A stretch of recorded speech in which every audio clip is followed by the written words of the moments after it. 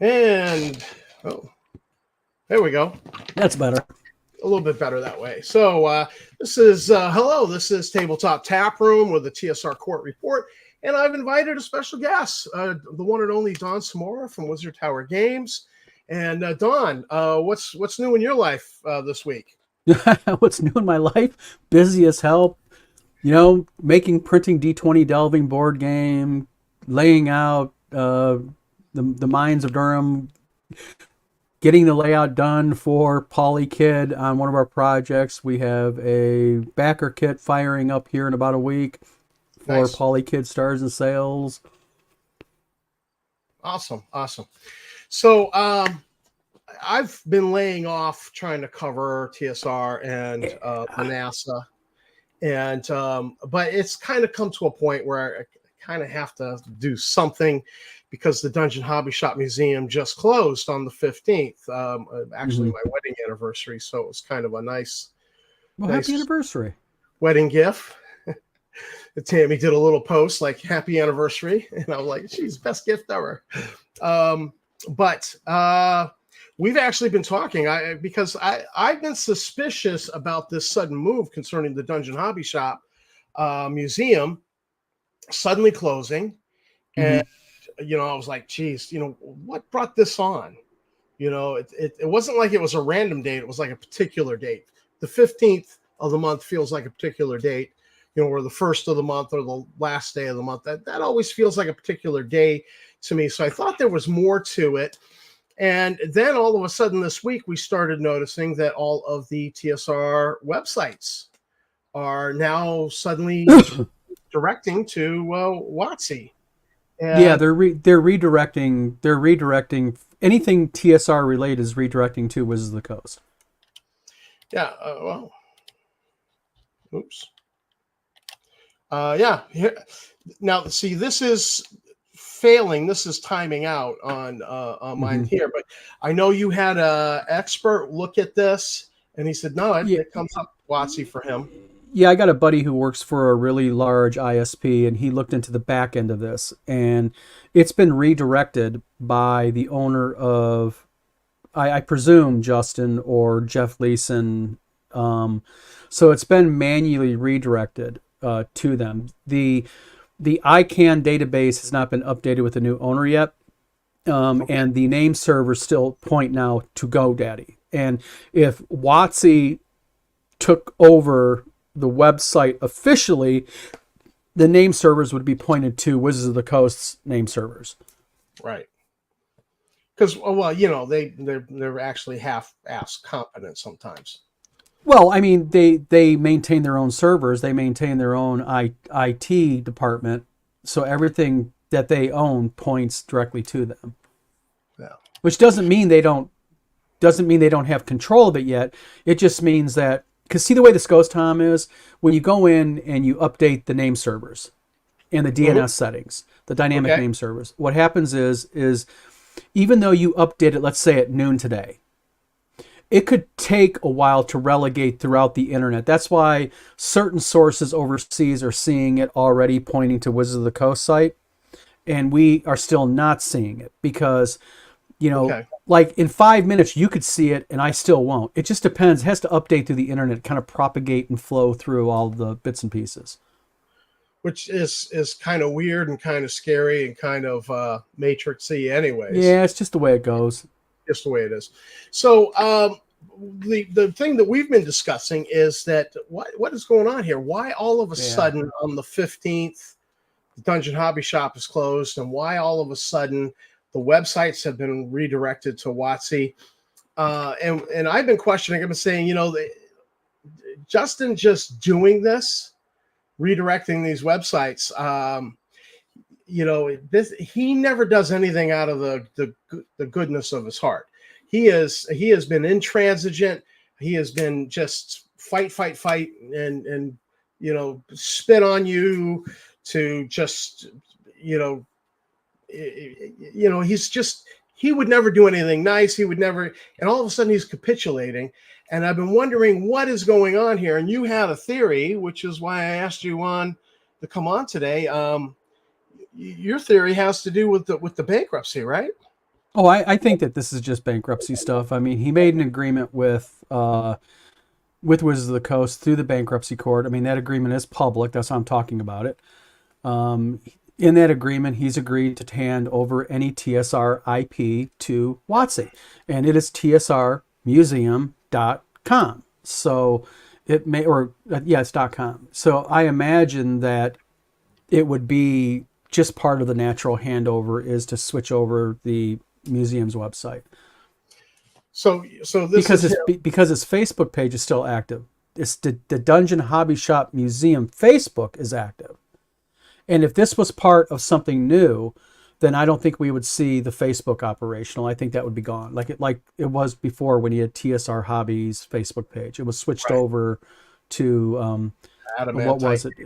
Oh yeah, it's now or something. Yeah, then DHS Hobbies and the myriad of game companies he's opened up since TSR Hobbies. Yeah. So, this begs the question that his motive all along was not really to open up a gaming company. This kind of started as we're going to sue WotC. They'll cave. They'll cave and they'll give us a settlement real quick, and we'll make some quick cash. And he's never been serious about running a gaming company. He's antagonized fans. You ask him a question, you don't like the question, he blocks you as a fan. I mean, these are people who generally want to attend his convention, or hey, I remember TSR. I love TSR. What's going on? And they ask a question, block. Yeah, it's well documented. I mean, the thing is it's like with Wizard Tower Games. When someone says, how much is X? Your answer is, it is blah, blah, blah. It isn't, right, being nasty to him and such. And, I think the thing is with him is I think that he has a fundamentally good understanding of real estate. That's obvious. He's successful in real estate. But I think fundamentally his understanding of the gaming business, and more importantly, the gaming community, was something that he was not anticipating. Yeah. And well, his products show a definite lack of understanding about layout, about editing, about play testing. These are all part and parcel. If you're going to be in gaming, this is part and parcel of what you do. And yet there seems to be none of that. And then there's just the total brain dead blindness to things like racism. People don't want that. Well, what he's done is he has saddled himself with individuals. I mean, okay, I'll give you an example. I'm going to pick on you, okay? I'll pick on Tom. Tom's here with me, okay? All right, okay. Don has Wizard Tower Games. And all of a sudden it becomes public that Tom Verl, back 5 years ago, posted all this anti-Semitic, anti-black, anti-female, racist BS on Twitter. What would my reaction be? Never really happened. It never really happened. I'm talking about the hypotheticals, ladies and gentlemen. Here, I'm picking on Tom because we're on video together. I would pick on Eric or Vic or Cal, but I'm not going to do that. I'll pick on you. Right. So the reaction normally would be, is number one, you verify, is this true? Yeah. And with Justin and Dave Johnson, it was very validated as true. The next step is it does not matter how well I like you as a human being. It does not matter that I cannot do business with you publicly, nor support you or endorse you or your channel because of what has been outed about you. There are things you can go, the past is the past. Everyone makes mistakes. There's things, though, you can't. And what he did is, it's like Yak, a Holocaust denier, a Confederate apologist. I mean, he just surrounded himself with the wrong people. Yeah. Anytime anyone competent got within the sphere and tried to say, hey, don't do that, or let's do this instead, it was I own this business, I write the paychecks, I write the checks, I pay the bills, blah, blah, blah. And it's like, here we are, September 17th, 2024. Yeah. Well, that's what happens when you get in business with a narcissist. Well, I mean, thing is, in all fairness, what I'm going to say is, what I'm saying here on this video is nothing that I cannot prove with very, very legitimate video, phone calls recorded, because I have all that and I've maintained it. And Yep. the thing is, I don't know how many times, you heard, or I heard in Discord chat, because that was the main form of communication, or via on the phone, that, I know what I'm doing. I run this company, da da da da da, and everybody's got to have a plan. And he had his plans, and they didn't pan out.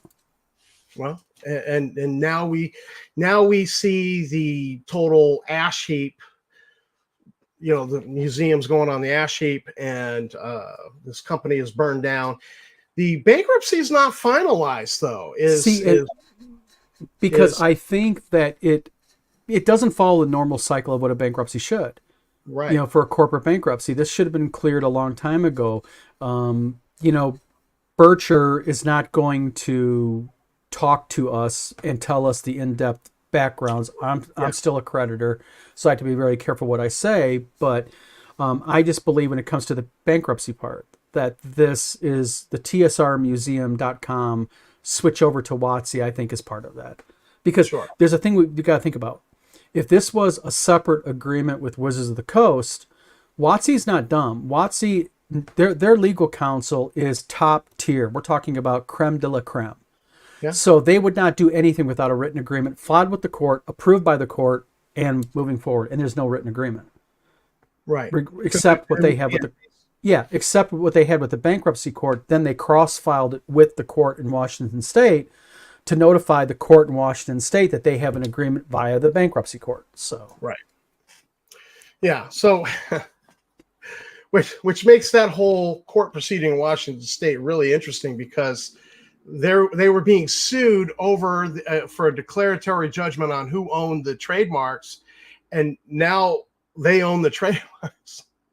And so it makes his lawsuit against them moot, but they still have a counterclaim against him. Well, yes, because what he did is he didn't, and this is where the critical mistake was.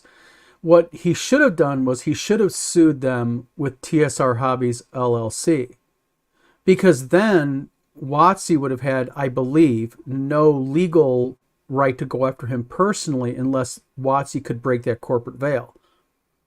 Right. I think they could have, based on certain back-end information that I have shared with you and Eric Tenkar. Yeah.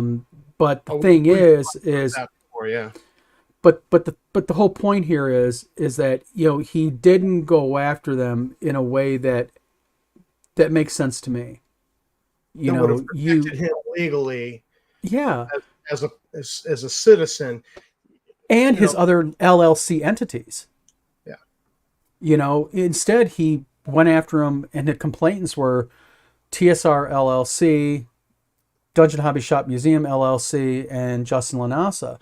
And by adding those other two entities, him personally and his other LLC, that gives rise to them coming back at him. And even though the bit with TSR LLC is solved now, bankruptcy, I believe, and I may be wrong, I'm not an attorney, but from everything I've been told by my legal counsel and such, that it still gives rise for WotC to come after him personally and the LLC for Dungeon Hobby Shop Museum. And now he's liquidating the museum.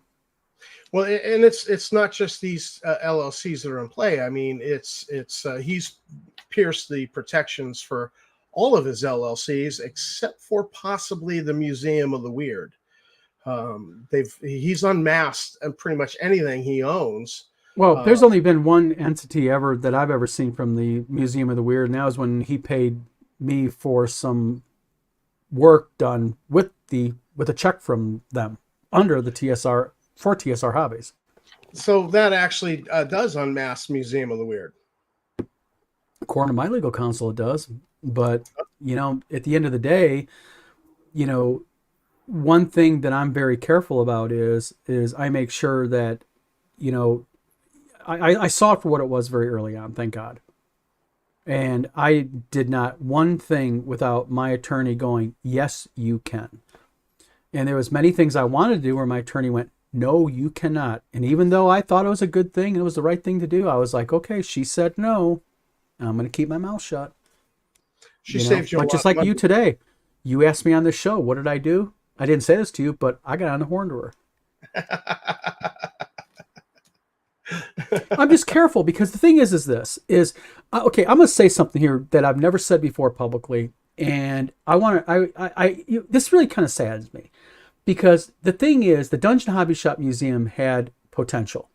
What that Facebook would have had 50,000 followers now, if they Yeah. would have during the course of every week highlight a module, highlight, an element of their museum, collection and talk about it. That's what the National Role Playing Game Museum is going to do when it gets open in late 2025, is it's going to talk about the displays, talk about the history of the game, role-playing games in general. And that's what he didn't do. And I think Leeson has control of the DHSM because Leeson, I think, is commenting. But the thing is Leeson didn't even do that. And I'm surprised at that. Yeah. A proper museum curator would do that. Yes. And continue to, because we would be interested. What do you have in the collection? Oh God, look at that. That's fabulous. Oh, I want one of those, type of thing. So you would, it would create a buzz. And exactly. And have events there. There are a lot of us of a certain age who remember TSR back in the day, and we would be all nostalgic about it. We throw money at nostalgia. Well, when you look at his announcement where he said we're closing September 15th, I mean, granted, I don't like some of the people in there, but I don't know all the people commenting. And he got like almost 100 comments, people going, no, don't. Oh my God, is there a Kickstarter? A GoFundMe? Let's help you. So he had that back end support still. But the thing is just nothing was done with it. It was like this gem sitting on the corner that so much could have been done with. Think about it. Have like the local Boy Scout troop there, and because they've got a role-playing game badge now. Oh, do they really? Yes, they have a role-playing game badge. And have the local Boy Scouts there and say, what we're going to do? I'm going to reach out to my local troops in the area, and we want to help your boys and girls get their badges. Have them come to the museum. We're going to help them. Even better than that, because Boy Scouts, they love to get a new patch to put on their uniform. So, whatever they did for summer camp, you'll see that on their left pocket. And if you get the ones with the little loops, you don't have to sew it on. You can just put it on the button and then button down the top of the pocket. That's even better. But you do a little patch. I gamed at the Dungeon Hobby Shop. Yeah. Boy Scout symbol on there. You can get those made up. 100 of them. And think of the PR, because what happens with the PR is you get them coming, then you contact the local news media, and we know the local news media always loves. The Boy Scouts of America is doing something at the TSR Museum. It's a good feeling thing that they like to do. Yeah. Well, that might have actually been problematic for him because the Boy Scouts, by his definition, might have gone woke when they went co-ed. So I don't know. Bingo. And that's exactly. That would have been something he would have done. And that's the other half of this about him is, and me, I've said this many, many times. I even talk about it, on Wizard Tower Games YouTube and on the vlog of many things, is I understand everybody has their social opinions, and I respect people's social opinions, but when you are a business that deals with the public, there is a certain level of, and I'll use the analogy of, even let's say you are I'll just pick on Biden. Let's say you hate Joe Biden. I hate Joe Biden, let's just say. I don't, but let's just say you do.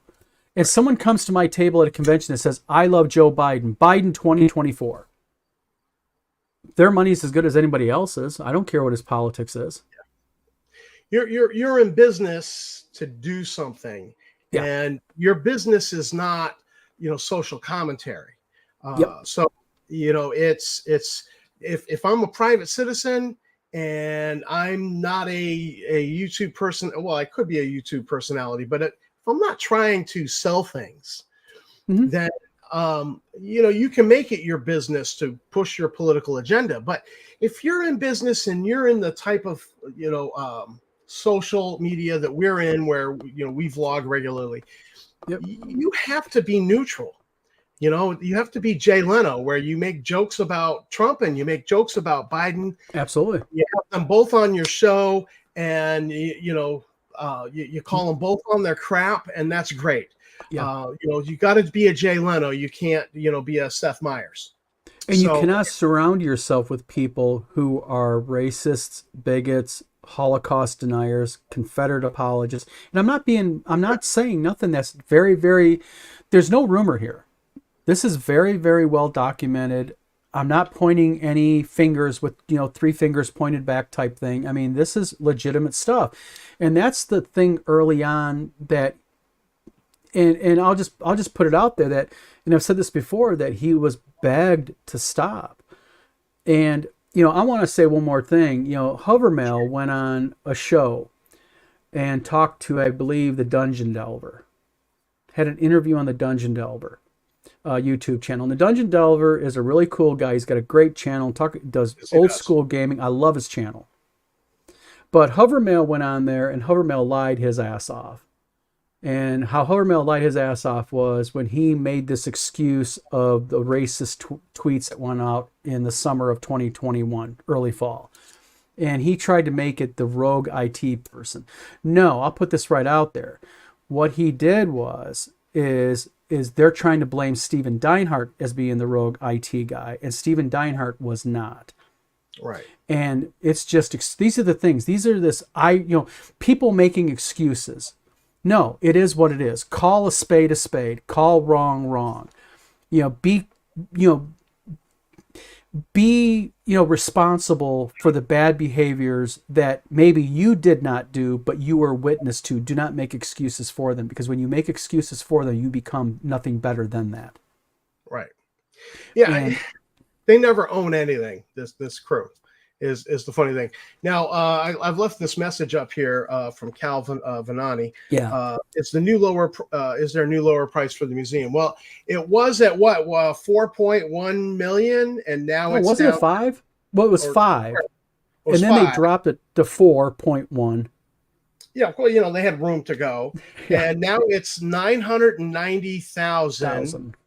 And somebody actually said, does it come with the contents? And the answer was no. No. So apparently, despite what was said in the bankruptcy, there's $3 million worth of contents in the museum. Would be the implication. I don't know. Maybe it would be the implication, but the problem is he's never outright and said it. I think the contents were like 15,000, to be honest. When you realistically look at the photos of what's in the museum, he has some white and wood grain boxes across, like 4 or 5 of them, but we don't know if they were empty boxes. That's a good point. And then he had some high-end modules. Yeah, he had some good stuff. I'll give Justin that. But I think that was all part of the massive collection that him and Hovermail went and picked up. With the U-Haul, $15,000. Yeah, oh, no. Hovermail on video told me that he witnessed a box, the way he put it was boxes of white box sets and wood grain box sets, mint condition, from this collector. Bins. What's that? 2 Rubbermaid bins of white boxes and wood grain boxes. Wow. Yep. Along with a full U-Haul full of tournament modules, still in the shrink wrap. This is directly from Hovermail. And this is a collection that has disappeared in the wind. Nobody's talked about it. If I was going to look for it, I would start in North Carolina, maybe. Start looking at some storage units, but the whole point being is that, it was a collection that was bought. I think he fed the museum with some of it. But when you take a look fundamentally, you look at all the values, even if you gave these as full box values, he might have had contents complete $100,000 in contents, maybe, if you go hardcore collector. Because let's face it, if you have a really good wood grain box first edition, you've got $10,000-$15,000 in your hands if it's complete. Yeah. And he had like 4 of them up there, I think, or 5 across the top of the cabinet. So $40,000-$50,000 right there. Okay. Right. So maybe 100 grand worth of stuff, but now we're talking an empty building with an ACV. Last sale price was 175, and he wants 990 for it. Yeah. I mean, I can see if a McDonald's or a Chick-fil-A wants to invest and they buy the property. Yeah, they'll pony up money, but they're not going to pony up 7 times or 6.5 times the last sale value and 5 times the ACV on it. Yeah. It's well, I mean, I think Bad Mike put it this way, or Jim Kitchen put it this way, that they have room to negotiate. Well, Victor has an interesting comment here if you want to highlight it. Sure. How many boxes of the board game are in the basement rotting away? Well, see, this is the other interesting part of all this, and I think I told you and Eric this in chat, was, Mick McArt from McArt Productions, which was his guy who peddled all of the Dungeon Crawl board games for him, Right. Used to have Dungeon Crawl board game on his website for sale. Right. It's gone. So presumably he's sold out. No, I don't think he did. I think what happened was, for some reason, I mean, and even during the bankruptcy, on the Dungeon Hobby Shop, his retail website, the Dungeon Crawl board game was listed out of stock. Both versions. So I don't know what was up with that. He was selling through Mick. We know, because we have pictures of Mick at a fair or con, or and he had a stack of them. And he had a stack of them. So he was selling them, despite Justin claiming he only gets $1 from everything. His agreement with himself. One LLC to another. They're separate entities by law. I mean, I'll give him one thing. I mean, legally, what did he do wrong? Well, he could have, but nobody believes he actually did that. Well, I mean, when you're in a trustees meeting and you say you have no written agreement, then 1 week later you provide several written agreements, I think that's up for interpretation. I'll just leave it at that. Yeah. So it's the whole. I think the whole thing is this is a consequence of the bankruptcy, which is funny because the bankruptcy, we all looked at this and said, this is just him playing games to put a delay on the other court cases. But now it's had unintended consequences for him. He's had to shut down. You were discussing with me how much he has in legal fees.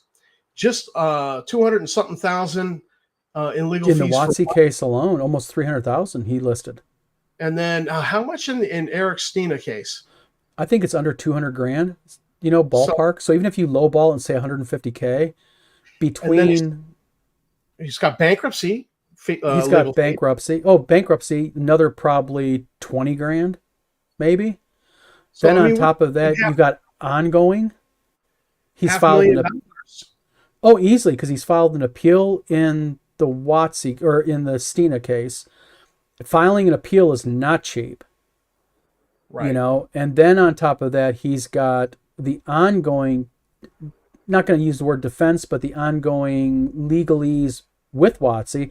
And I'm sure the attorneys that he's dealing with on that part are going, cash up front, buddy. Yeah. Well, he listed some of the debt that he owed them in the bankruptcy, like he could just wipe it out. So, I mean, if he screwed them, Well, I mean, I'm sure their attitude is screw me once, shame on you. Screw me twice, shame on me. Absolutely. They're attorneys. I mean, I love my attorney to death. She is an absolute jewel, a gem. And Clarissa, if you're watching this, I love you. You have immensely helped me so many times. But attorneys have a business, and their business pays very well. And although they are in the business of justice and truth, they're also in the business to make money. Just like, your wife doesn't work for free. You don't work for free, and neither do I.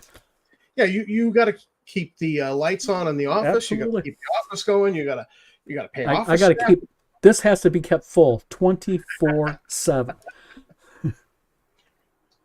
Yeah, so I mean, it's money is like oxygen. It's tough to live without it. You have to have some coming in, and so I don't. I know we like to tell jokes about lawyers, but it is Well, what I'm it gonna tell you is. what. He tried to file false charges against me, and Clarissa went ahead and handled it like a champ. And I firmly believe without her intervention, I would probably have criminal charges against me. Mm. Because she's the one who said, oh no, let's break this down. Boom, boom, boom, boom. Here's this, here's that. And, it was shown for what it was, thank God. And the That's district what attorney attorneys went, do. yeah. Well, that's what attorneys do. I mean, a good attorney will advocate for you. They'll fight for you. They'll break down the facts, and that's what they do. And it is what it is. And you said this to me previously. I was going to say it earlier in the video. A good attorney will save you money. Oh, absolutely.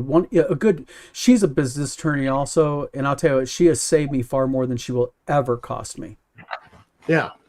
And again, these are basic expenses. Yet, but well, maybe I am. Maybe I'm at that place, but I'm not at that place where I found it necessary to have an attorney. But I'm always amazed at how closely you consult with your attorney, because I know every time you call them, they charge you for that.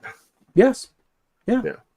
And the thing is, that's why you have to be careful when you contact them. You have to sit there and make sure that, keep in mind, when you call your attorney, I don't want to hear about Christmas parties, how her day's going, and she doesn't want to hear about my Christmas parties or how my day's going, because that clock is going tick, tick, tick, tick, tick, tick, tick, tick, tick. So let's keep it clear, concise, direct, and then move on. Yeah. And and the nice thing about a lawyer is, if you have a competent one, they'll keep you out of trouble, because, like, before I say something or before I do something that regards TSR or him or my dealings with him, I'm very careful. And again, there's been many things I've said I want to do, and she'll send me an email back saying, regarding 1, 2, 3, 4, 5, don't do 2, 3, and 4. Do 1 and 5. You're okay to do 1 and 5. And like I said before, I may think my list is right. I have a right to say that and do that publicly. If she tells me no, I don't. Because even though I have a right to say it, I don't want to expose myself, because he's very litigious. And we know that. Right. Yeah. You have the freedom of speech. Mm-hmm. And he has the freedom to sue you if he wants to. He's proved that with Eric Stina. Not all speech is free, actually. Well, and the thing is, there's a thing about the court system that people have to understand, is that, anyone can sue anybody for anything. It doesn't mean you are wrong if you're sued. It just means you're going to have to hire an attorney and pay the expenses of defending yourself. And like with Eric's case, sadly, Eric had to spend this money and battle him. He won, and I think he'll win the appeal. That's going to be fairly obvious, but still, you have to go through the process. And, yeah, exactly. And, it's just the way our court system is geared, man. It's not fair, but, the federal courts are the federal courts, and state courts are state courts, man. They got their rules, and in most states, if you got the money, you can make another person's life miserable. It's not right. And I've heard people brag that, I got money, I'll just sue him. He doesn't have any money, he can't get a lawyer. I'll automatically win. And yeah, no, that it depends on the person involved, but it's sad that that's how it works out sometimes. That you do have people who try to game the system and even shut you down and prevent you from speaking. This is the kicker when you're dealing with someone like that. And I'm not saying this is Justin. I'm saying if you're dealing with someone because they have money, they think that you don't, what they have to be very careful of is they don't really know your finances. They may think they do. Mm-hmm. And they don't know who you have that maybe you can rely on to help back you. And see, that's where certain people make mistakes, is they think, oh, this person, they don't have, a big mansion house, and they just got the average car, and I think they're scraping along, because they don't eat steak dinners every night and post about it on social media. And what they don't realize is maybe that person is more well off than you give them credit for. They're just more frugal in their lifestyle. Well, they also might be a little bit more. I don't want to have assets showing that the government or somebody could go after. Oh, And we have a thing here in Michigan all the time. They used to, we had a farm out in Bellevue, me and my wife, and we knew people my wife worked with, that when you drove by their house, you would think that they were one step away from being evicted and probably had food stamps. But when you walked inside their house, holy shit, it was gorgeous, and the woodwork, and it was pristine. And what they did is they wanted the outside of their house not to reflect, because here in Michigan, especially in Barry County where we had our farm at, if you planted a bush, they raised your property taxes. I mean, that assessor drove up and down dirt roads just looking the way to get property taxes higher. So people left their yards. We didn't, but a lot of people left their yards in disrepair and their houses to appear one way in the outside. But again, you got to be really careful. Appearances can be deceiving. yeah, well, that happens here in Maine sometimes. In the 80s, I was invited by a coworker. He had built the framed walls, and he'd actually separated the roof from the rest of the house. And he was having a bunch of guys come over, and they were gonna just jack up the roof and throw up the frame walls. No building permit. We're gonna turn a story and a quarter house into 2 stories. Yeah. I'm quiet and, not saying anything. They know, it's just a case of beer. Come on over and help me out, type of thing. I had something else to do, so I didn't get involved, but I thought that was funny, actually. So, yeah. And especially when you get people like our age, let's face it, when you're 25 years old and you got money in the bank, not many, but you tend to blow it. When you're our age, you tend to be more conservative. You're looking out for, hey, I'm not going to always be able to work. I want to be able to retire one day, and you tend to be more, frugal and more competent in how you handle your money the older you get. Let's put it that way. Not everybody, but the majority. Well, in the past 10 years, I encountered people who were talking about downsizing and getting rid of stuff and living more simply. And so this has been something I've been endeavoring to do, is to, get rid of stuff. But I finally gotten to the point where I'm ready to part with some of my Middle Earth role-playing collection that I had built over a long time. And, I'm just like, I don't really need to keep it. I've got PDFs. I'm happy. Me and my wife did that. I mean, we had a 55-acre farm. 2-story farmhouse, 6-bedroom, totally remodeled. And we're sitting there one day going, why in the hell are we paying $12,000 a year in property taxes? Wow. $12,000 a year for 55-acre farm. We don't farm. We're leasing the farmland out, and we can't get even the $12,000, because it's not like 2,000, 3,000 acres. We're not even paying the property taxes for our land lease that we're trying to lease to my wife's cousin to plant corn. And I just one day goes, why are we doing this to us? So why not sell the property? We owed hardly anything on it, invest the money, and move on into something smaller. And now, my youngest is 18 years old. She's in college nursing school full time. My second youngest is 22. They got an apartment. So it's just me and my wife, and it is what it is. You start stepping back, start looking more, what's good for me and the wife, because now it's me and the wife, type thing. Yeah. You always have your kids, but different people make different decisions. And Justin clearly was in I've got 20 properties. I got this, I got that.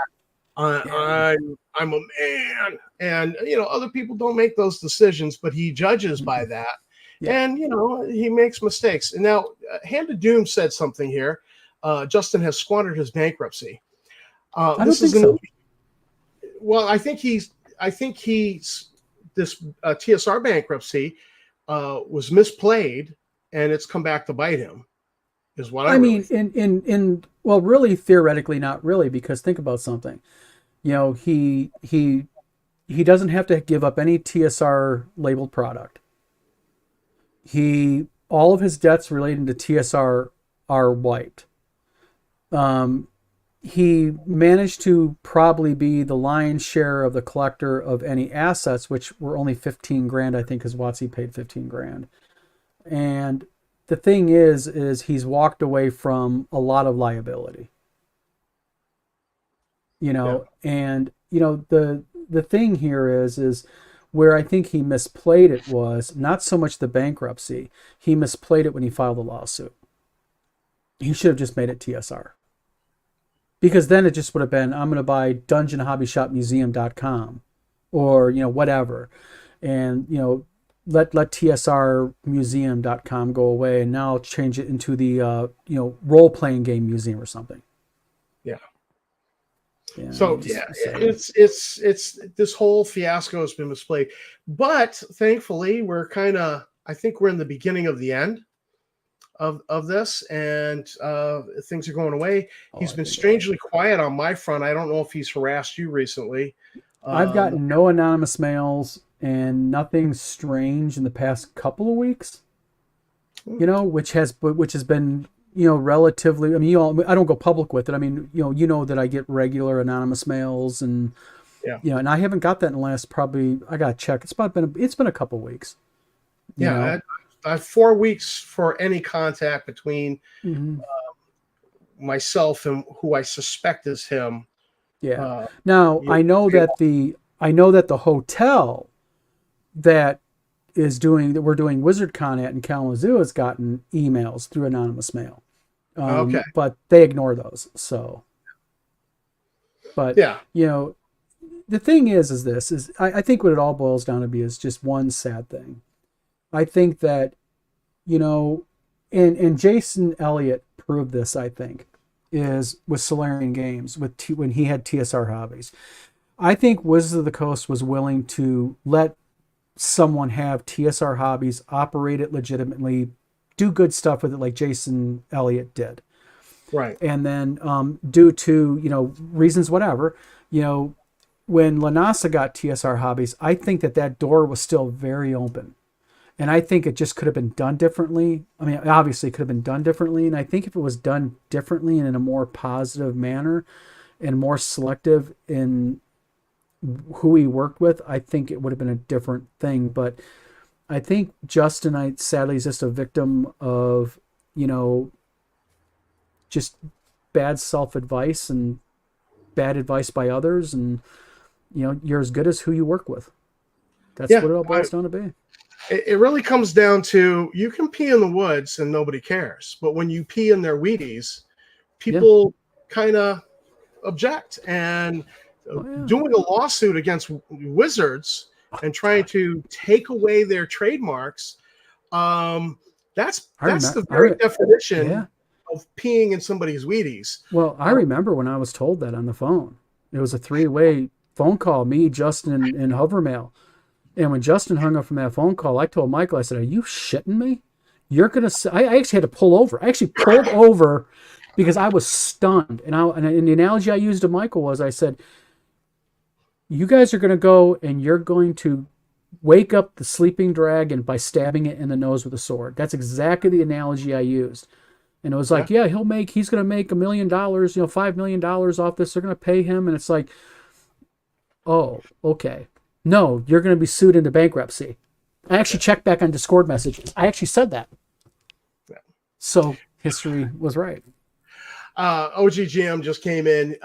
We were just discussing the closing of the Dungeon Hobby Shop and why all the websites connected to TSR Museum are suddenly pointing to WotC and linked to the bankruptcy. We believe it's part of the bankruptcy.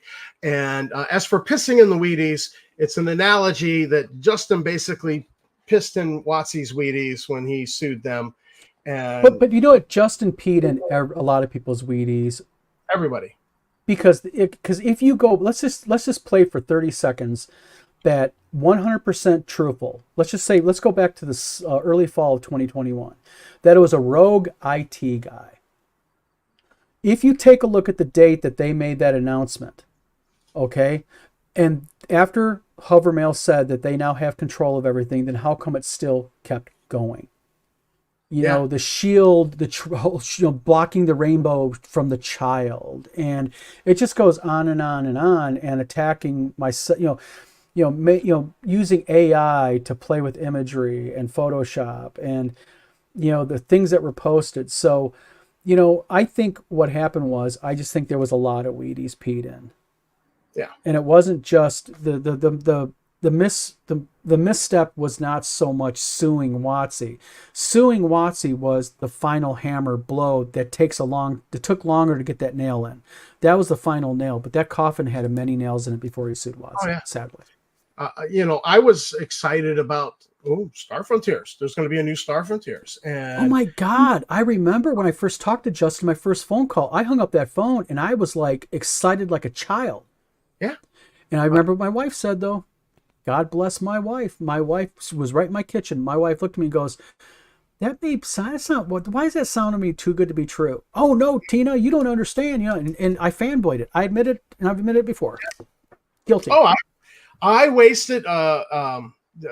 Tammy goes to a conference for special ed directors every year, and I go along just so I can sit in the hot tub and drink adult beverages, and I got nothing to do. Well, I get to this conference and I get a PM from a player I know in Massachusetts, and he's like, dude, these people are starting up TSR and there's Star Frontiers and they want to talk to you. And I'm like, what the so I'm jumping through hoops for 2 days to get in touch with somebody, and when I finally do, they're like, yeah, we'll call you. And I'm like, what the hell was that about? So but I was still excited that there's going to be a Star Frontier, so maybe they're just organizing and they got to get stuff together. So I started doing videos and reporting on, well, here's what they've revealed. They showed us a character sheet that's D20, and I do a video just saying this is what we can tell so far is going to be in Star Frontiers. And then I got attacked by Justin and Yak and Dave Johnson. All three of them pig-piled on me. And I'm like, what? And they went and trolled pictures of me on Facebook with my daughter on Thanksgiving. Yeah. And I'm like, excuse me? And, so that was a pissing in my Wheaties. And I'm okay, we're going to make a project out of reporting on you, buddy. And then I started paying more attention to Eric. And Eric, graciously mentored me in the YouTube thing. And I started paying more attention. And then when Eric got slapped with a lawsuit that forced him to shut up about TSR, I was like, oh, hell no. I will carry the torch because he was nice enough to mentor me. I'll carry the torch. I won't let this go. So he really pissed. How many people can you piss off? Yeah. Well, that's the thing. I mean, it just made no sense to me. Even when I was in the midst of it in the fall of late summer, fall of early winter of 2021. I was sitting back and I just noticed that it was like a cyclic snowball going down a hill that, what he began only talking about in Discord was beginning to show up in social media. Yes. I mean, I don't understand, we all make, we're all human. We all make mistakes. We've all had and made bad judgments in our life, anyone who denies it would be a liar, but you're supposed to learn from your mistakes. OGGM, did you ever get a Sued Dude t-shirt? I'm wondering. I think this guy needs a Sued Dude t-shirt.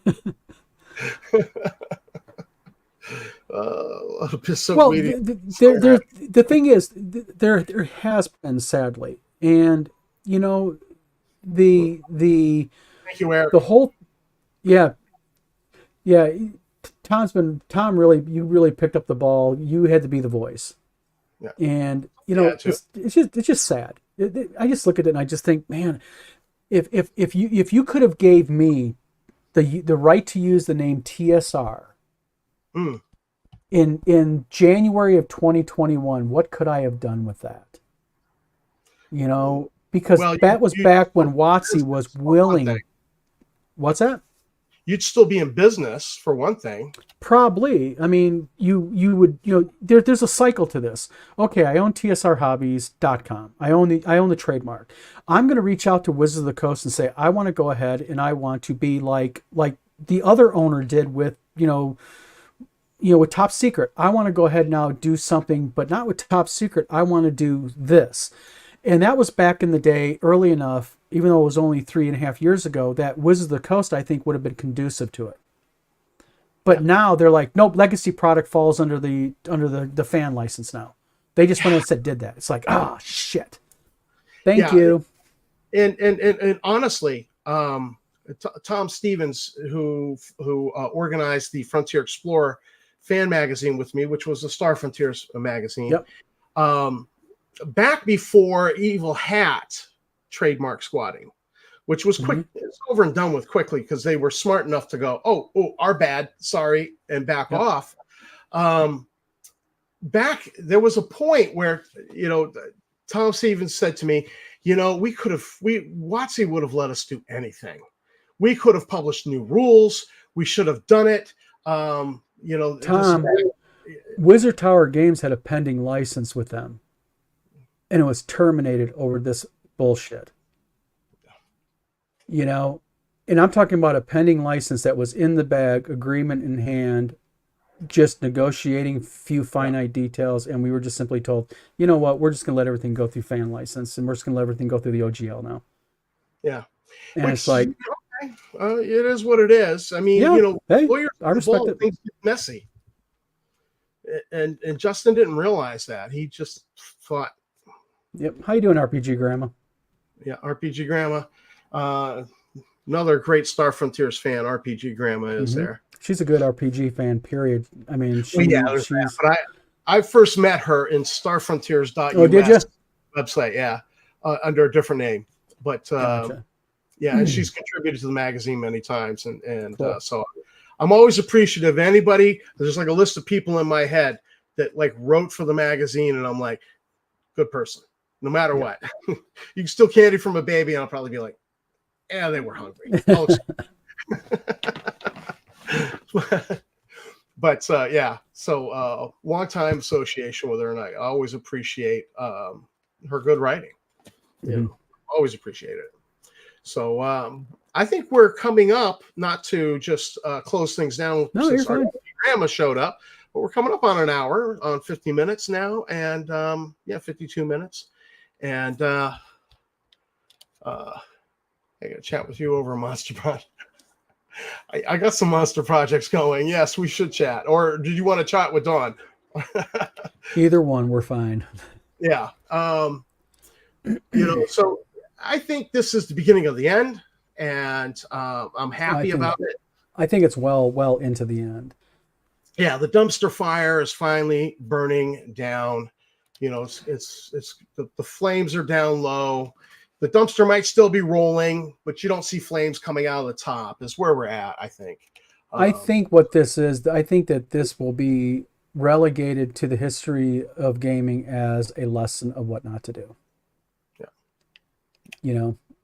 It is what it is, sadly. I mean, a lot of collateral damage, sadly, was given in this. Yeah. And I don't think it's going to be over quite yet. That's the thing. So let's plug this. RPG Grandma. I actually have been talking to a publisher. Nothing is in inked yet, but we're looking to do a Star Frontiers Monster Manual based off of all of the fan creations, and maybe not trespass on IP that belongs to WotC, because we know that doesn't work out well.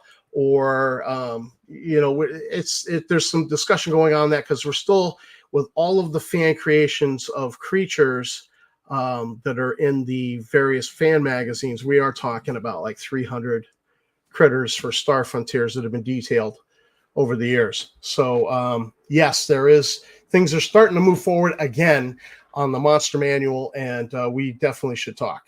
So a couple more comments. 20 years, this will be a distant memory. Yeah, it'll be a footnote. It'll be a footnote. It'll be a footnote. Yeah, and jerks hurt us all. I hopefully jerks hurt themselves more ultimately in the end. No, at the end of the day, if you're sitting there about $500,000 in legal fees and the whole business is shut down, bankruptcies, I mean, that's not a good place to be. I don't care who you are.